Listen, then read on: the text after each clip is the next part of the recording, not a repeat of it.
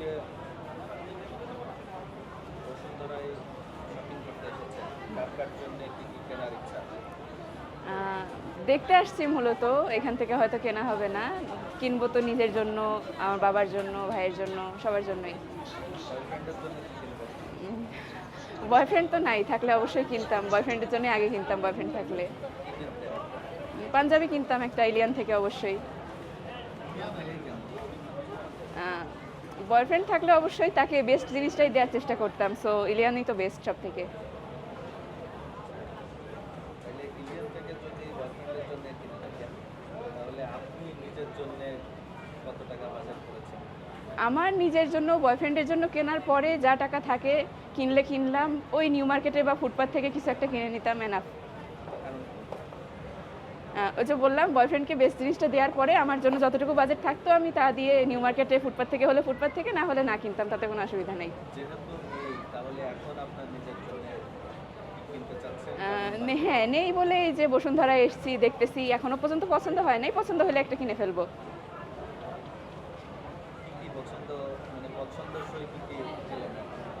এখনো পর্যন্ত আমার পছন্দ হয়নি, দেখতেছি।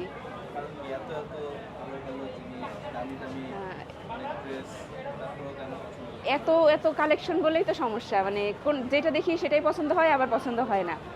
তো এই জন্যই সময় লাগতেছে চুজ করতে। আর মেয়েদের তো একটু ড্রেস চুজ করার ক্ষেত্রে একটু অনেক বেশি ঘুরতে হয়, সো এখনও পছন্দ হয়নি।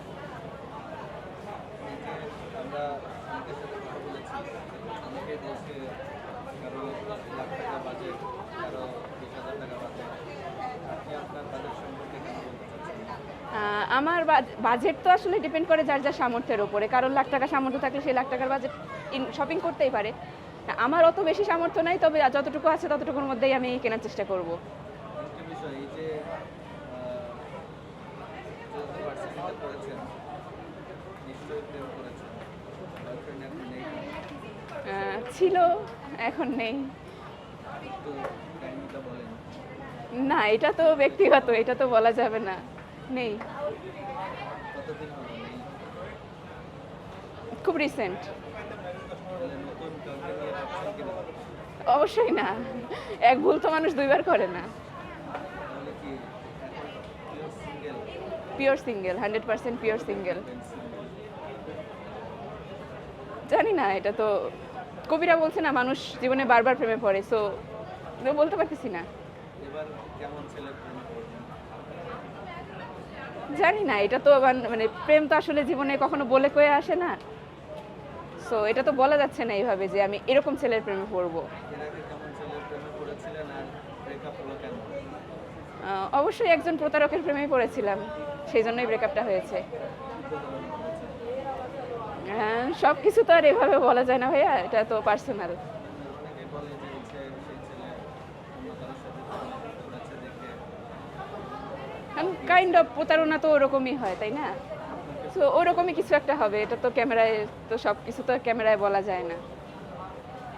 তাহলে তার উদ্দেশ্যে কিছু বলেন, উম, এক্সেল উদ্দেশ্যে। তার উদ্দেশ্যে